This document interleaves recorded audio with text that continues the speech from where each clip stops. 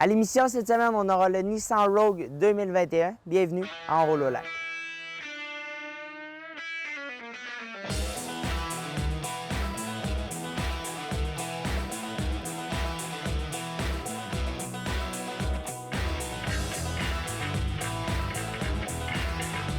Alors cette semaine, on a le Nissan Rogue 2021. On est rendu à sa troisième génération aujourd'hui. Depuis sa sortie, là, on a eu la première génération qui était très ronde.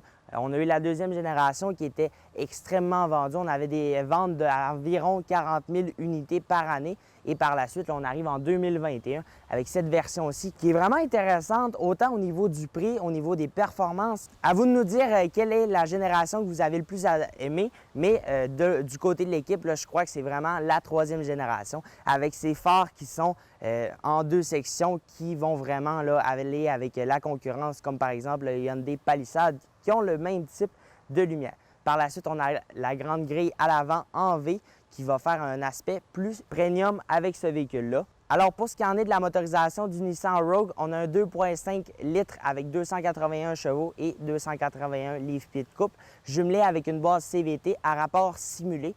Donc, ça peut ressembler un petit peu à une transmission régulière, mais c'est aucunement pareil. Là, pour ceux qui ont jamais conduit de CVT, vous allez le ressentir tout de suite là, que c'est une accélération qui va être très linéaire, qui va très peu changer. Donc pour ça, là, ça dépend vraiment de ce que vous aimez en fait au niveau de la conduite. Alors pourquoi on prend une boîte CVT dans ces véhicules-là? En fait, c'est juste pour réduire la consommation d'essence au plus faible possible. Par exemple, sur ce véhicule-là, on a fait du 8,2 litres au 100. Donc c'est vraiment très peu pour un VUS de ce gabarit-là en fait. Et ça remplit vraiment son travail qu'on lui a donné, donc de réduire le plus possible la consommation d'essence. On a plusieurs coloris sur ce véhicule-là. On a un grand éventail de coloris, mais lorsqu'on va arriver, par exemple, avec la version platine, on va avoir 4 coloris qui vont être différents à 2 tons. Donc pour ça, là, on va par exemple pouvoir avoir ce gris-là avec le toit noir qui vont vraiment là, rajouter un petit quelque chose de plus esthétique à mon sens. Par la suite, comme vous avez pu le voir, là, ici, on a 2 barres noires des deux côtés. Donc ça, je trouve que même à ça, ça rajoute un petit côté esthétique sur ce véhicule-là parce qu'on ne retrouve pas une couleur unie tout le tour. On va vraiment aller ajouter quelques petits éléments de noir. Donc ça va rajouter un petit côté sport. Et justement, en parlant du petit côté sport, et comme vous avez pu voir, on a le tour de roue et les bas de caisse qui sont en plastique noir, donc qui va même rajouter un petit aspect esthétique sur ce véhicule-là. Et je crois qu'on a vraiment fait le tour au niveau de l'extérieur. On va maintenant se retrouver à l'arrière pour parler capacité de remorquage et d'espace cargo. Alors, lorsqu'on se retrouve à l'arrière du Nissan Rogue 2021, la capacité de remorquage pour ce véhicule-là, c'est une capacité qui est quand même assez limitée de 1349 livres, donc ça reste vraiment pas beaucoup. Et lorsqu'on va parler de capacité de stockage pour ce véhicule-là, une fois les banquettes rabattues, on a 2100 litres de disponible. Alors, ça laisse énormément de coffre pour ce véhicule-là. Donc, pour moi, je trouve que l'espace est quand même bien utilisé. On a quelques compartiments qui nous permettent de mettre quelques petites choses, là, par exemple le lave-glace ou quoi que ce soit. Donc, pour moi, l'espace cargo est très bien. Alors, c'est ce qui conclut l'extérieur du véhicule. On est maintenant rendu à l'intérieur.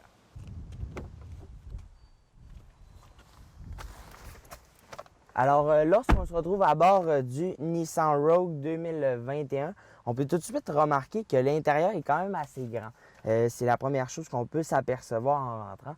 Par la suite, on a beaucoup de matériaux qui sont quand même différents. On a du cuir sur le tableau de bord, du plastique, du piano noir sur la console et sur le système d'infodivertissement. Donc, on a vraiment beaucoup de matériaux qui se mélangent. Par la suite, on a un système d'infodivertissement qui va être vraiment facile à utiliser. Donc, pour ça, c'est très bien. Le système, là, on pourra appuyer, par exemple, sur le menu et on va avoir accès à le téléphone, l'audio, les connexions, les paramètres et les infos. Donc, pour ça, c'est très facile d'utilisation. Par la suite, lorsqu'on va regarder droit devant nous, on va avoir le système pour la vitesse et tout. Donc, pour notre version à nous, on a seulement l'écran du centre qui est numérique. Par contre, lorsqu'on va aller avec la version platine, on va avoir l'écran entièrement numérique. Donc, pour ça, là, tout dépend de la version que vous allez avoir. Mais si vous avez la version comme nous, la SV traction intégrale, donc on va avoir 2 cadrans qui vont être analogiques et la petite écran du centre numérique. Par la suite, comme vous pouvez voir, on a quand même assez d'espace, autant au niveau du rangement ici Par la suite ici, le système de recharge qui est ici à induction. Donc, on a de la place. Par la suite, pour ce qui en est de la position de l'assise, c'est très bien. On a un bon renfort, comme je l'ai dit, au courant de l'essai routier. On a un bon renfort au niveau des côtés, donc ça, c'est bien. Et tous les contrôles sont très faciles d'utilisation. On a des bancs dans ce véhicule-là qui vont nous tenir en place, qui sont très confortables, en cuir pour notre version aujourd'hui. Donc, pour ça, c'est très bien. On a tous les contrôles faciles d'utilisation pour ce qui en est de la climatisation et tout. Et donc, je crois que c'est ce qui conclut l'avant du véhicule. Maintenant, on est rendu à l'arrière. Alors, comme vous pouvez le voir à l'image à l'instant, on a les portes ouvertes à 90 degrés. Donc, on retrouve ça quand même pas souvent dans les véhicules, les SUV d'aujourd'hui. Mais chez Nissan, on a décidé de l'offrir et c'est très bien. Ça aide vraiment. Par la suite, lorsqu'on est assis à l'arrière, on a assez de place au niveau de la tête. Donc ça, je trouve ça très bien là, de ne pas être de ne pas se sentir enfermé dans ce véhicule-là. Par la suite, pour ce qui en est des genoux, on a de la place, c'est très bien. On peut aussi ajuster la position là, de l'assise dépendant de comment vous voulez être assis. Donc pour ça, je trouve ça très bien de pouvoir choisir de comment on veut être assis. On a quelques petits ajouts qui ont été ajoutés à l'arrière. Là, on a les bancs chauffants à l'arrière et on a les prises USB afin de recharger nos appareils mobiles. Donc, on a des bancs qui sont quand même assez confortables. Je les trouve un petit peu durs par contre, là, mais c'est sûr que ça va. C'est un véhicule qui est flambant neuf. Donc, c'est sûr que les bancs sont un petit peu durs, mais rien d'agaçant réellement. C'est un petit point, mais rien de grave. On a, comme je l'ai dit, plusieurs matériaux différents. On a du cuir sur la portière, du plastique de couleur, du plastique piano noir, avec des motifs et sans motifs. Et pour conclure, on a le petit cache-soleil ici. Donc pour ça, c'est très bien. Et aussi, à noter, on a le magnifique toit panoramique là, qui va nous permettre de regarder les étoiles. Donc maintenant, on est rendu à l'essai routier. Alors une fois à bord du Nissan Rogue 2021, c'est un véhicule qui est très confortable. Là. La première chose qu'on peut remarquer dans ce véhicule-là, lorsqu'on va avoir en fait mis les pieds à bord de ce véhicule-là, on va remarquer tout de suite là, que ça n'a aucun rapport avec la version précédente. Et qu'est-ce que je veux dire par là pour la version précédente? C'est clairement, là, en fait, Nissan, on a une gamme qui va être plus élevée, on a un niveau de raffinement qui est plus intéressant sur ce véhicule-là. Et pour moi, là, j'adore en fait la qualité de finition parce que tout dans ce véhicule-là se mélange très bien. Et quand je dis tout, je veux vraiment parler de plusieurs éléments qui sont dans ce véhicule-là. Et on parle là d'ici de la planche de bord avec du cuir, du plastique. On mélange vraiment plein d'éléments, mais qui vont faire que le véhicule est très intéressant à voir et à regarder à l'intérieur. La vision à l'avant, on a une très grande vision à l'avant et c'est ça c'est ce qu'on aime. Dans ce véhicule-là, comme je l'ai mentionné, on a une boîte CVT jumelée avec un moteur 2.5 litres qui est en fait là, dans toutes les versions du Nissan Rogue, que ce soit la version S ou la version Platinum. On va avoir vraiment la même motorisation et la même boîte de transmission pour toutes les versions. Et ça, la boîte CVT, il y a des gens qui n'aimeront pas ça. Il y a d'autres gens qui vont adorer cette boîte-là. Pour moi, c'est peut-être un petit point négatif que moi, j'aime pas dans ce véhicule-là. C'est la boîte CVT. Mais on fait une énorme économie d'essence là, avec ce véhicule-là parce que ce qu'on a d'annoncé chez Nissan, c'est un 8 litres au 100 là, en consommation mixte. Par la suite, on a du 8 litres en ville et par la suite, là, du 7 litres pour l'autoroute. Donc, pour ça, le Nissan, c'est pour ça qu'on a choisi la boîte CVT. Dans ce véhicule-là, on a plusieurs modes de conduite qui sont disponibles. On a le mode sport, le mode éco, le mode normal, le mode neige et le mode off-road là, qui sont disponibles pour ce véhicule-là. Donc, on a une grande éventail là, en fait de modes de conduite. Et pour ça, j'aime bien ça parce que lorsqu'on va vouloir faire un dépassement, par exemple, on va trouver que le véhicule, par exemple, en mode éco, va avoir un petit peu moins de puissance et ça, c'est pour la consommation d'essence qui va être réduite. Mais lorsqu'on va vouloir se faire un petit peu plaisir pour un dépassement, on va le mettre en mode sport et on va tout de suite ressentir que le véhicule va avoir un petit peu plus de puissance. Mais en fait, là, c'est seulement les tours par minute qui vont être plus hauts. Mais sinon, là, le véhicule est très bien. Alors, pour conclure, comme je l'ai mentionné, j'ai trouvé que le véhicule était très confortable. On a un bon soutien au niveau latéral et ça, j'aime bien ça. Par la suite, on a un niveau de finition qui est vraiment intéressant. Les coutures sont très belles. On n'a pas le sentiment, en fait, qu'on est dans un Nissan. On a une très bonne insonorisation à bord du véhicule. Et ça, c'est bien parce qu'entendre avec la boîte CVT, là, on risque d'entendre un petit peu le moteur faire plus de bruit qu'à l'habitude avec une autre boîte de vitesse. Cette plateforme-ci est disponible dans aucun autre véhicule que le Nissan Rogue. Oui, on partage quelques éléments intérieurs avec le Mitsubishi Outlander, qu'on va pouvoir avoir une émission très bientôt avec celui-ci.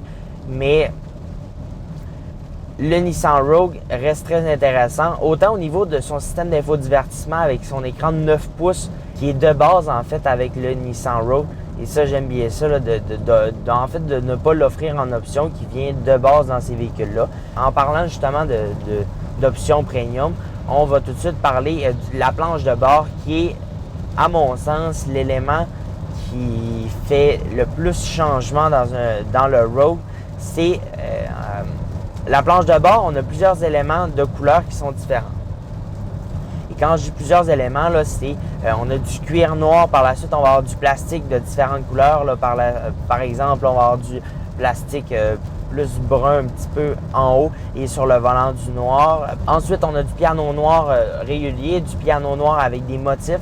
Donc pour ça, là, on va vraiment aller chercher différentes couleurs. Et c'est ce qui va faire en fait que le véhicule va avoir l'air plus premium. Par la suite, avec l'écran de bord à l'avant de nous, on a directement là, toutes les options et on n'a pas d'option superflue que j'ai trouvée.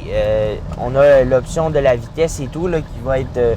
en fait, on va avoir ce qu'on a besoin dans ce véhicule-là et ce qui va être superflu, on ne l'aura pas.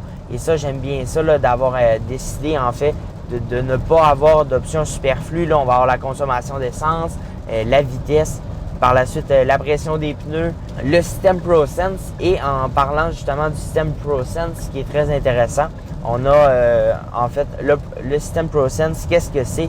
C'est un petit peu la conduite semi-autonome de chez Nissan qui va nous permettre de suivre en fait les lignes et les gens qui sont en avant de nous. Et là, on fait de l'autoroute en ce moment et c'est ce qu'on fait. C'est le véhicule va conduire tout seul entre guillemets. Là, bien sûr, on garde les mains sur le volant. Mais le véhicule, vous avez pu l'entendre, le Tudum, qui va faire que le véhicule va suivre les lignes. Et ça marche très bien. Là. On n'est peut-être pas au niveau du système de chez Kia que moi j'ai adoré, mais ça reste que le système est très bien. On a une bonne position de conduite dans ce véhicule-là. On a un très grand champ de vision à l'avant de nous. C'est ce qui est intéressant de pouvoir voir autant large et autant haut parce que le pare-brise est très haut. À l'arrière, on voit très bien dans la lunette arrière. Et lorsqu'on va vouloir faire nos angles morts, même chose, on va très bien voir aussi. J'ai trouvé par contre que les bancs à l'arrière étaient un petit peu durs et trop hauts à mon sens. Mais ça, le dur, ça c'est peut-être parce que le véhicule est flambant neuf. Peut-être que le problème se réglera au courant en fait de l'utilisation de l'auto. Mais sinon, là, pour ce qui a trait à l'intérieur, c'est terminé. Alors, voici ce qui conclut l'essai routier du Nissan Rogue 2021. Merci à l'ami junior Nissan et M. Dave Blais pour l'essai de ce magnifique Rogue 2021. Alors, si ce véhicule-là vous intéresse, voici la liste de prix et les modèles que vous pouvez avoir. Donc, on se dit à la semaine prochaine.